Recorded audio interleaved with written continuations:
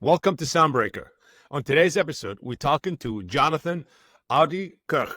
I wanted to pronounce it the Dutch proper way. I hope I did. Founder of the SmartLabel. Thank you for joining us today. And for our listeners who might not be familiar with you, could you please just introduce yourself? And before we dive into all the nitty gritty, what do you do, what do you develop, and all of that? Of course, Bob. Thanks for having me. My name is Jonathan Oudekerk, 32 years old, born and raised in the Netherlands, and the founder of music tech startup SmartLabel. And in a few months, we are launching a music streaming service called Traxs based on Web3 technology. Amazing. Amazing. So, before we dive into all of that, which is very intriguing to me, and I'm sure to our viewers and listeners at Soundbreaker, can we go back? Can you take us back to your teenage years? How did your love, passion, started in the music business and technology, and what really ignited? Was it family members, friends, band, school? Go ahead, take us as far Yeah, back as you yeah. want. Well, I'm the son of a musician. My dad is Johnny Baby. He's a reggae player. Basically, the music took him out of the ghetto of British Guyana. And via Suriname, he came to play in Europe. And in the Netherlands, he met my mom and basically stayed here. So music is always entangled in my life, basically born and raised in the music industry. But as a lot of kids, I think you don't want to do what your parents are doing. So I was shipped off basically to business school. And after a few years, always in business and tech, I had the idea that in the music business tech industry is where I belonged. So eventually, after a lot of go arounds, I ended up in the music tech business. Amazing. You know, it's funny how music always bring people together, even if they don't speak the same language. It's a It just universal bring, language. yes, it is. It is. It's the universal language of peace, love, and happiness, and unite people together. Amazing. We need to stick to It's that. More music to the world. We yeah. need to provide. Okay. Yeah. So let's dive into your first, one of your amazing startups and tech music ideas. What started? How did the idea came for Smart Label, and how did it originate, Yeah, and what inspired you? well, let me start with what inspired me. Of Yeah. course, my dad, he was signed to one of the big record labels. Don't gonna mention any names here, but well, there are only three basically. Okay, it's it's the old Virgin Records. That's now I believe part of Sony, but always was a part of the story in our lives that contract wasn't right, basically lost connection with his royalties there, didn't really have the opportunity to monetize his music, and that's the reason why we grew up in the, let's say, financial state we grew up in. So I was always intrigued by that. Based on my background in in business, and I also did a course at the School of Audio Engineering, specialized in music law. I saw there are opportunities with current technical solutions for artists to monetize on those rights, to bring bring it more to an equal playing level, where the people who have the creativity doesn't necessarily need to have the knowledge about the contracts and the laws and Hmm. things like that. Because often the people with creativity who are making the music doesn't per se have the knowledge about how contracts work, and Hmm. they sign to a record label because still today it's seen but like it's a success if you are being signed. Most of the times you sign away a lot of your master rights and you cannot monetize on that for a long period. And after you stop doing your live gigs, or your record label has ditched you because you're not producing enough new music that hits, um, well, you're gonna end up without rights, with still your Hmm. bills, and needing to go to your 9 to 5 job again. Interesting. So So pretty yeah, much the idea was to empower artists yeah, to bring the game back into the palm of their hand yeah. and control their destiny and future. Yeah, with my knowledge about tech and with my knowledge about music law, I thought I can bring this together to build an application that brings back control to our artists, give them a safe haven where they don't have to have all those knowledge. They can just Hmm. trust on what the application is providing them, and focus on what they do and love to do. It's making music and play without necessarily sell your masters to a record label. If you want, you can do. Everybody's free to do what they want, of course, but we want to empower and endorse doing other things. So for our viewers and listeners in Soundbreaker, I'm an artist. I come to your platform, SmartLabel. Mhm. I log in. And pretty much, basically, I control who distribute my master Yeah. and what So else. basically, it started with being a standard aggregating service for musicians, so Uh you huh. can compare it like a DistroKid or whatever. So you Is can it say, was it okay, for free or there's a fee you pay? yeah, you pay a fixed fee upfront. So in our case, it was like $7. Is that monthly or annually? No. One time fee. Pay once, online forever. Um, Wow. Wow. so Wow. and Amazing. it wasn't from an idea of making money, because we made some money with advising labels, doing Web3 stuff and things like that. But we really want to give artists a place where they can distribute their music, release it Hmm. worldwide, monetize Hmm. it worldwide with no strings attached. So you Interesting. pay one time upfront, and we pay out 100% of the royalties we collect from you. So Wow. we never take a cut of your royalties. So that was a very cool idea from, let's say, a human perspective. From a business perspective, it doesn't really make a lot of sense, because it's very hard to make your money then as a business. But that's basically how we started. As an aggregator. Yeah, Yeah. aggregating, Do it providing, yourself. yeah, Yes. Let's do it yourself. Yes. yeah, Got it. Got it. and a collecting agency. So we not only aggregating, but we also collecting from the DSPs, and we are giving artists the opportunity to get their metadata right, Okay. and also distribute that to, let's say, collecting societies for the publishing side of So royalties. you also handle the publishing for them. In the past, we did.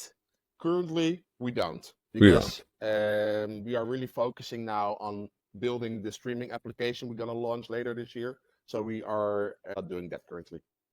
Okay. So pretty much basically just taking care of distribution right now. You know, artists come in and they say, "Hey, we paid a $7 fee, and you guys just distribute their music everywhere and all the DSPs that's available out there, legit Yep.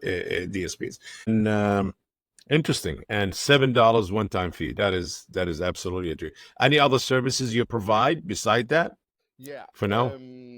Well, we are basically leveraging ChatGPT with some OpenAI API to Mhm. give artists a very easy way to draw up their own contracts, make their own split sheets, make their own because a lot of time we see that the details of a deal between artists and their Mhm. producers and whatever are not on paper, because they are Yeah. thinking like it's not fun to do, it's hard work. Yeah.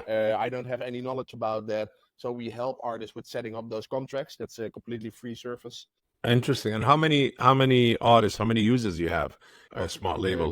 currently we're in stealth mode, but a few years ago we were a couple hundred. Then we saw like, hey, this is not per se a sound business model. We do it more like voluntarily. So we pivot a bit, but I think on the highest it was a couple hundred. I mean, you're a startup, you're doing great, empowering artists. That's what it's all about. Okay, you're starting a new streaming platform. You just mentioned it called Traxs. Am I pronouncing it right? Yeah, Okay.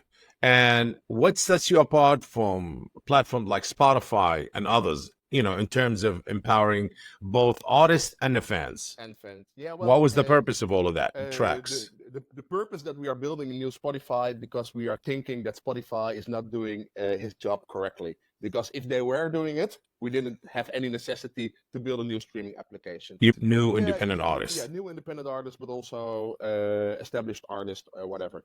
Because Uh-huh. currently on Spotify, you have no idea who's listening to your music. You get some demographics like 10,000 streams for 35% male in London or Uganda, but you have no idea who those people are. You cannot connect with them, you cannot communicate with them, you cannot reward them. So that means you cannot monetize on them. You can have fans Not because know who they are. that's who really paying the bills and that's who's supporting you are the Yep, fans. Yeah. but you don't know who they are. If you are seeing thousand streams, you are not aware of who is streaming your music, and you Mhm. cannot reward that person or give them Mhm. discounts on merch or give them an option to, let's say, order a vinyl or whatever. That was the first thing that I thought. This is very super strange. It's my music, it's my data, and I'm not aware of who's listening it. The Yeah. second thing is music is IP, and Yeah. in every IP you are selling, you always have some sort of say in the price. Let's say when Yes. or even with physical products. If I'm selling my car, I can say I'm gonna sell it for this amount and I'm gonna sell it to this person. When I'm selling my music using a DSP like Spotify, I cannot say for how much money I want to sell it, and I'm not aware to who I'm selling it. And currently, with the technology we have nowadays, that's not very hard to do. And so that's where the urge of building a new streaming platform that's doing this came from, because artists don't have really a way to monetize those people who are streaming their music. So that's when we say, if we want to do this right, we need to do it at the roots, and the roots will be, we need to build a new streaming platform. And Traxs, does it have all type of artists, or now you're focusing only on independent artists? Now we are focusing on all artists because it's really built from a fan perspective. And Okay. if I'm a fan and I come on an application and it only has, let's say, 20 numbers, 20 tracks, or let's say 20,000, but it's not enough. So all the music that's available needs to be also available on Traxs. So that was quite a biggie to get that done. Music you have on Traxs now? Basically everything that's on YouTube Music Wow. will be streamable on Traxs. So it will be streamable. That doesn't mean you So can you made a deal interact with with it. YouTube, or the labels, or YouTube you made a deal with? Well, it was not with the labels, but the deal we made I cannot mention here. Yeah, But okay. it was not with the labels. Okay, And but it gave you access to tens of millions of tracks, if not even hundreds. Wow, yeah, amazing. yeah. What More sets tracks you you can listen in apart your life. is Yeah. is there a membership fee or subscription for tracks, or it's No, free? no. It's I really believe in open source. Amazing. So that's really Amazing. our core ideology. So it's free, but you pay for the music as you go. So instead of a subscription like Spotify, you pay 15 or 10 quid a month, and if you don't listen after a month, your money is poof, gone. With us, it's pay as you go. So you pay only for the streams you are making. Hmm. Interesting. You're gonna have almost every song available out there, which is been released and produced. Because if you working with the same catalog as YouTube, Yeah, YouTube is. and what sets you apart is that you allow the engagement and the monetization between the artist and the fan. So the fan could actually message the artist on that platform, comments on their music, communicate. Yeah, or be ordered for doing 10 spins of a certain track in a day. And buy merchandise through your platform of the Yeah, artist. yeah, Okay. or order vinyl or get discounts on a certain concert ticket, because the Yeah. artist also can see who is listening. And one of the interesting things we are implementing, we hope before the beta launch, Hmm. is that you not can only pay with money, because normally you pay with money, but you can also pay with your data as a fan. So you can say, hey, instead of paying for this stream, I think it's cool that this particular artist have my email address, so he can send me a discount. And that email address is very valuable for that artist because he can use that in his marketing funnel. And the money that comes in from the fans, how much of it the artist get? Wow. We are an open source platform. We don't touch any royalties of the fans. We're never gonna make our money touching those royalties because it's against our belief. If Amazing.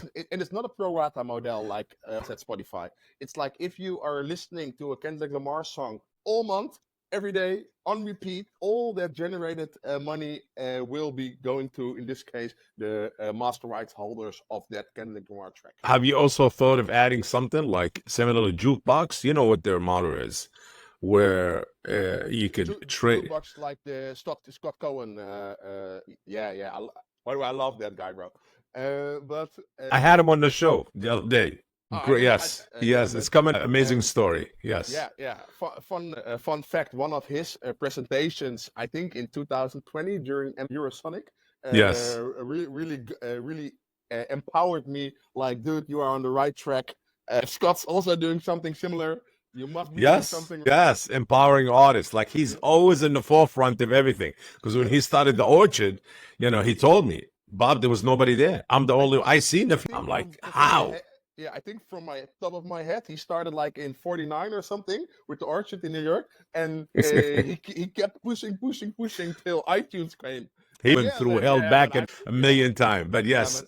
he, One he of my said heroes. 75% of the music that was on iTunes, it was coming from the Orchard, if not Yeah, even yeah, more. He said, yeah, yeah. Yeah. Very cool. Um, yeah, back to our subscription model. We don't have a pro rata payout model like Spotify. It doesn't matter if you listen to Justin Bieber, some of your subscription money will of course yes, go to Justin Bieber.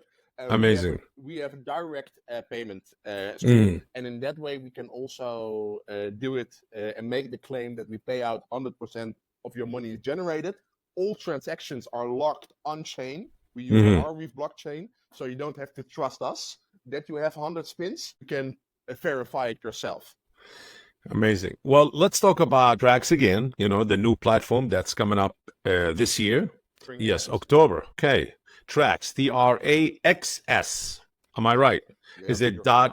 .com, .ai, dot what? Um, Traxs, yeah, it's .app currently.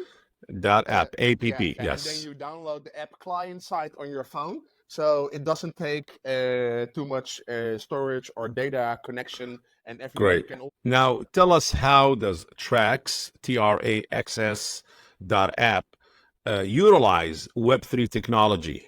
Obviously the goal is to revolutionize music streaming in the music industry. So Yes. we are building on the Rweave blockchain, and the reason we are choosing this blockchain is that it's all about storage.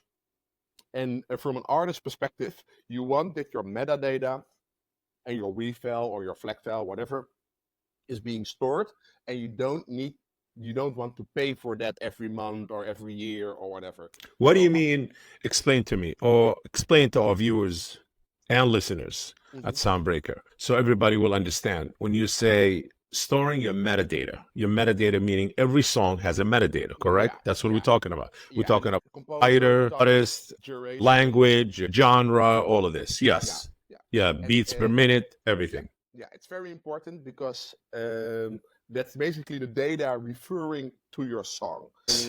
Currently, well, the world of music metadata is a mess because everybody has his own standards, and I would say every 2 years somebody comes and say this is going to be the new standard and ends up being just another standard. I think we are currently on 14 or something. So it's very important that And music too many things involved between DDEX, ISRC, everything is just its own. there's no per se one single point of truth, and we cannot fix that. But we can choose not to make a bigger mess of it. So Yes. that's why we you use that to store it on chain, so it's be searchable and referable, basically So for you're all. pretty much centralizing the metadata for artists Well, yeah, centralizing as in putting it on one decentral place. So with the audio, with the composition, the actual audio track, the with the audio, file. yeah, also the audio file would be in most cases a wave or a FLAC, sometimes an MP4, and the metadata referring to that audio file. Hmm. Got That's it. basically more from a technical point of view. How we Yes. really are using Web3 to revolutionize the music industry is that we give artists the opportunity to directly connect and communicate with no interference, I would say almost peer to peer, with their listeners.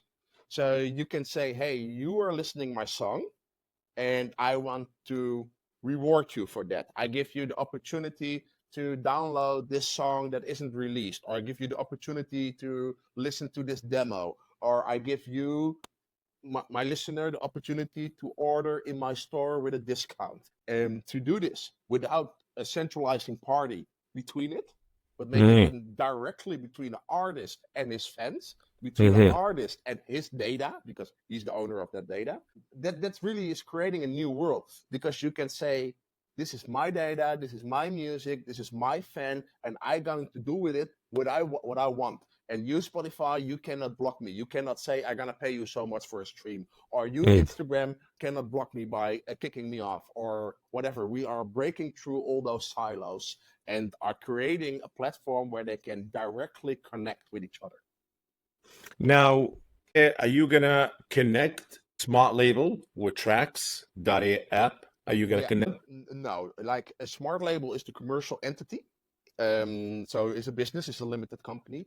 Traxs is more a product of it that's going to be launched into the ether, let's say, into the free So, world. as an artist, when they go to SmartLabel and Yeah, they want to distribute the product, Trax will appear as another arm yeah. of So SmartLabel. you can distribute your music to Spotify, to TikTok, to Traxs, to Instagram, to wherever you want.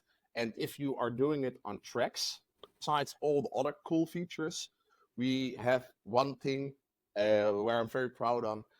It's that you can let your fans, your listeners, directly in your music Hmm. instead of going. Elaborate. So, current music industry is like, I'm an artist, I need to make it, quote unquote. I go to a record label, I get an advance, have some money in my pocket, lose my rights forever. Correct. It's a summary, but you know what I mean. So Yeah. we are saying, hey, I understand that you need the liquidity as an artist to make your tour, make your video, make your next track, rent studio time, whatever.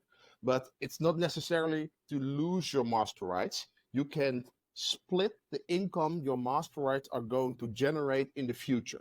So you can say to your fans, hey, you can invest in my music, give me a tenner or give me 20 euro, and the royalties my music is going to generate in the upcoming 5 years, you will get 2% of that or 1% of that. Wow. So you are not losing your rights. You So are actually, you are making a true investment as yeah, a fan or as a yeah, consumer. You come in and you, let's say you invest $20 or you invest $100. So this investment to make future songs also, correct? yeah. Or current songs also? No, it's well, it's Both. no. You can only invest in songs that are all Al- already online. Already really available out there. Yeah, Okay, for because streaming. otherwise it. Got it. Got it. Got it. And wow, that's a interesting get the fan involved. Yeah, they become from, let's say, a passive listener to an active ambassador, because every time that song is going to be used on TikTok, put on a video on Instagram, get a spin on Spotify, that fan gonna earn a little bit of that money, and everything is gonna be split 100% fair and controllable, because we use smart contracts that are deployed on a blockchain, so you don't have to trust us that we're gonna gather that money and gonna send it to everybody. No, a smart contract deploys that and conduct that. Wow. So this is, I see the future where artists involved with the fans also able to generate revenue, invest in listening to their music, to their favorite music, or supporting a lot of the artists out there and make money. Is this model, you think, will be implemented to major artists also? I hope, but They haven't to anybody in well, order to that it happen, I yeah. guess. Basically, we are talking now about artists and fans, but basically we are speaking about financial products as selling to retail investors. That's basically what we are doing. So that means we are opt out for the United States for now, because SEC, jail time, things like that. So we're gonna launch firstly in Europe, and you need to own the master rights to make them investable. So you really, I see the new model now, and that's where we're heading to. That's where we're going. I see the future between Jukebox and Trax and Smart Label, which is both of you, and and Jukebox with Scott Cohen. That's where the future is. 100%. And I think they are focusing currently more on as a big established, hit songs, I would say. Yes, And are not. tradable. I mean, the royalties and the earnings tradable. Yeah, And I was like, 100%. Yeah. I was told me that, No, that's, you I mean, know. that's the future, 100%. That's where we're heading to. Because also the current model, with the ease, let's say, of the internet, on ways of promotion, recording, distribution, record labels need to find a new way to add value to the complete entrepreneurial mix of being an artist. How blockchain is emerging to music and music distribution and monetizing with artists and their fans. Yes, it's all coming together. It's all coming together. I think the only thing is missing is metaverse is going to join or mixed media, and I don't know how this whole. I think there'll be a new way of I think consuming music. Yeah. yeah. I'm a big fan, I would say, of augmented reality. Yes. So the metaverse is basically taking you out the current world and putting you into a new It's one. mixed reality. I think it's Yeah, called now. It's yeah. mixed reality. Well, I can't keep up with the names, bro. I know. I But know. I would say mixed reality, augmented reality. I think music gonna be And big. metaverse. Don't forget that's part of it. Yeah, 100%. I think that's going to be a big part of it, and that's also where the pioneering and is going. Yes. I may be a bit old-fashioned, and so we are also building this product for my mom and for my dad, Yes. and to get them into the metaverse. I think it's going to be at least 5 to 10 years. Who's investing in you guys? Is this all you and your partner bootstrapping the hell out of Yeah, it, or what? bootstrapping the hell out of it. We have some term sheets, but I Yes. think till now, every VC we spoke to, they want to make it some sort of a SaaS product. They want to take a part of the royalties. They don't want to make it accessible for the third world and making it open source. Um, this is not the first time I'm playing around, I would say. So I'm very aware of what I don't want. And that means sometimes in the beginning living on water and bread together with my co-founder, Joost Rode. But we stick to it. We keep pushing. We are very persistent in that. Well, And amazing. Well, listen, let me give you a free advertising on Soundbreaker for our listeners and viewers and whoever come across this episode. Invest in such a things. Do invest. This is the future is here and it's being built. Being built, whether it's by Jukebox, by Scott Cohen, or SmartLabel and Traxs, which is very intriguing to me, I think. Invest in these type of technologies because the future is here. And the music, as we always saw, how the music transitioned from Tower Records, Virgin Records, and a million name records worldwide to DSPs. And DSPs have started a new wave of business, new employment opportunities, and all of that. And now I think it's coming to, I wouldn't say coming to an end, but again, a new era we're getting into. And it's coming together slowly. But yes, this is the time to get involved and invest and support such inventions. And I'm telling you, I'm in the forefront myself. I will be there. thank you so Definitely much, bro. investing and getting involved and supporting such great ideas to empowering artists out there because artists always been it's like a slice of cake, and that cake by the time it gets the artist he gets the smaller end of it. No, But and that's how business evolves. It's part of business, part of 100%. life. We And there cannot I need judge it and we cannot say that was wrong. No, but that's how it got to evolve. You have to go through the steps to learn and to make things better and and have it evolve the right way. and there I need to make a little shout out to, in this case, Scott, because I think a lot of old products, let's say quote unquote old, are capitalizing on a part of the cake. And I think what we Yes. need to do is to make the cake bigger. And so we don't have to steal someone's breath out of his mouth. Yes. We are not against record labels. We are not against the industry, but we are Yeah. adding new technology to extra income streams to make that cake bigger. And with Yeah. transparency also comes awareness, and there you can also divide the way you cut the cake. I think that can be discussed how the cake is being cut. Yes. Streaming took over and revenues came back after the whole industry basically synced. Hundred percent. I would Hundred say percent. Napster saga. So you said you're gonna release Traxs.app in October, and that's where ADE, the Amsterdam Dance Event. 100%. Yeah. Yeah. So that's Yeah, I'm of course I'm a Dutchie, so born and raised with Amsterdam Dance Event and Eurosonic. yes. And for us, it was really a goal to do that. So we're gonna launch it during Amsterdam Dance Event 2024. It's not like we are on the official ADA program yet. I say yet because you never know what's going to happen because some things are paid, and well, we are bootstrapped, so we are allocating our money purely in things. Yeah. Like developers. But in that week, we're gonna make it available, and probably gonna be in some panels or things like that.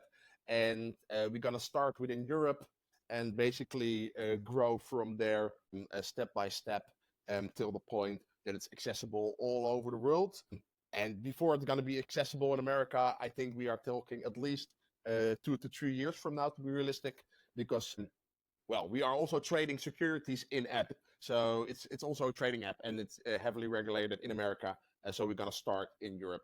I can see a future merger between you, Smart App, and Jukebox. And I could see it. yeah, you never know what the future has in petto for us, but Absolutely. I think Uh-huh. Amazing. So, I mean, we talked about bringing, the release of, one of the inventions that's going to fall under Smart Label. Anything else in the future that we should look for, possibly? If you can release some of the one of my, it's not really a secret, it's more a dream, something I really want to do, but I need to do things one by one to do it good. But what I really want to do is get to work with the publishing rights, get to work with the sync, so that Yes. you use the metadata to sync, and then based basically on what you want to have under your commercial or whatever, you type it into the AI, and they search the metadata, and you directly can basically buy a sync to monetize on that from an artist perspective. And in that way, you also incorporate, I would say, movie, big business, commercial, reclame, things like that. But a lot of those things are on the publishing rights side of music. And currently, we are only working with masters because you need to start somewhere. Eh? Yes. Yes, absolutely. Jonathan, the music industry known for its challenges and setbacks. Can you share a difficult moment you faced in your career and how did you overcome it, please? Well, basically a lot because we are bootstrapped. Share yours and listeners there. If you are doing the math on how much it costs, how long it's going to take, and what other business you could start, if it was just for the money, there are far more easier ways to make money. To start a business, yes. Invest your money and time. Yeah, to make a living. So basically, from that, a lot of times we are looking to each other, me and Joost, and like, all right, it's already, let's say, the 26th of the month. In 5 days, we need to pay rent, we need to pay wages, and we have a term sheet on the table of some investor.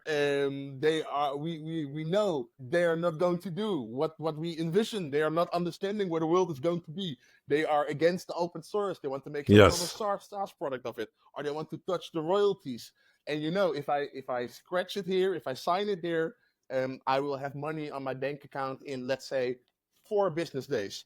Then to stick to your belief and to know that you do the right thing, despite everything and everyone you talk with say, you're crazy, bro.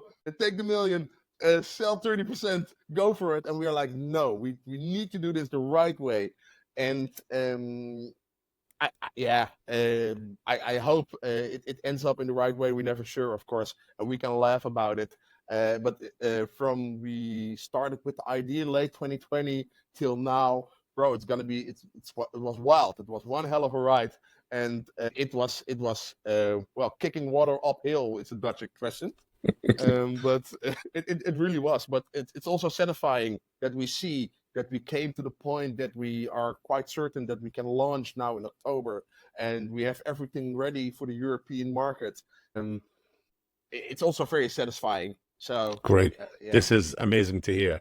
What is the common misconception, in your opinion, about the music industry and music business? I would say that's all fun and glamour, and it's one happy big family world where everybody helps each other and loves each other and is making songs together. It's a hard business, especially for aspiring artists. Any memorable collaboration that along the way you collaborated with and left an impact on you? 100%. I was obviously. Obviously. I think it was 2021. I was on a European trading mission to Portugal, Lisbon, with the blockchain foundation, and via we came into contact with Frank Nitty. It was on the Dutch embassy, and somebody said, "Hey, you need to call this guy because I think you are maybe aligned." And I was on the airport because I already dialed the number, and I was called back by an American number, and I took on the phone. He was like, "Yo, bro, it's Frank Nitty." And I'm not completely sure it's Frank Nee, but he's the A&R of Death Row Records, West Coast. Mm. And he was like, I heard some great stories about you. I follow you on LinkedIn for a couple weeks.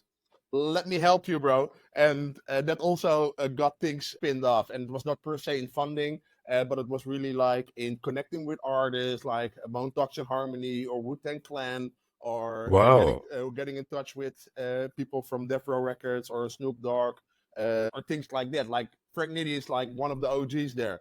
He helping me without asking anything back for it on a rainy Thursday afternoon when I was boarding my flight from, let's say, my last €1,000 from Lisbon to Amsterdam. Bam. And never gonna forget that moment. Wow. Wow, wow, wow. Well, shout out to Frank. Frank Nitty. 100%. Yes, absolutely. Definitely. Well, we'll mention him in the once we release it. We'll tag him. Okay. You've been through it all. Obviously, the music, love for music and technology is a great thing, but there's one thing, the main driving force that you have, I would say, being an entrepreneurship. So, for our listeners and viewers who are going to watch this episode when it get released on Soundbreaker, and they're going to get inspired by your journey, by how you managed to carve your own path and your own belief in your own way in the music business and to rise above it. What advice you have for them? Obviously, we all know the music business has a lot of gatekeeping in it. I would So, say start fast, go hard, acknowledge when the product isn't working. So if it's a fit, just take it on the chin and go to the next one. Basically, just I would say act like you're a stupid in case of failure. So I have a background in sales, door-to-door sales. And sometimes you get 10 or 100 doors on a day, and you say, "Ding dong, can I sell you something?" And everybody say no. And every door you need to go with basically the idea, I would say lie to yourself, be stupid, that this sale is going to be made. So this startup, this idea is going to be a hit. And if it works, go for it. If it doesn't work, then acknowledge it. Don't look back. Just learn from it and go on to the next one. You only follow your gut. Yeah, and you only have to be right one time. You only have to be right one time. So Correct. keep pushing, keep going, and don't let any setback get your vision offline. And sometimes you think, I'd rather go working for a boss and have the convenience of a money injection every month.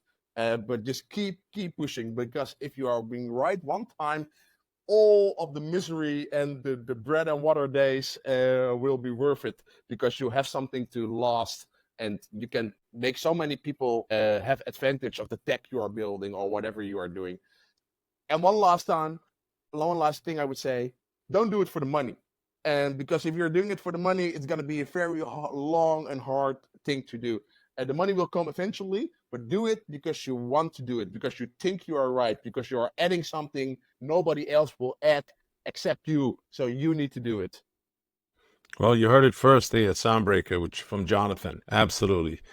Stay on course, follow your gut feeling, and believe in it, and believe in yourself, obviously. I guess what are we going to look for in October is Traxs, that app that's going to be released. So please be on the lookout for it. And all great things must come to an end.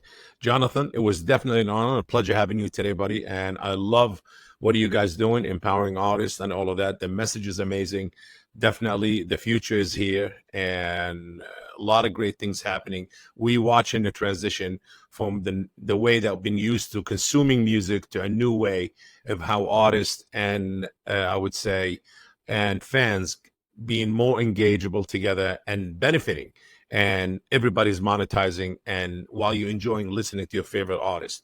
This will conclude today's episode at Soundbreaker. Please follow us on social and stay tuned for our new episodes. Jonathan, one more time, sir. Thank you very much. We appreciate it. It was a pleasure, and thank you so much, bro. Thank you. My pleasure. You got it.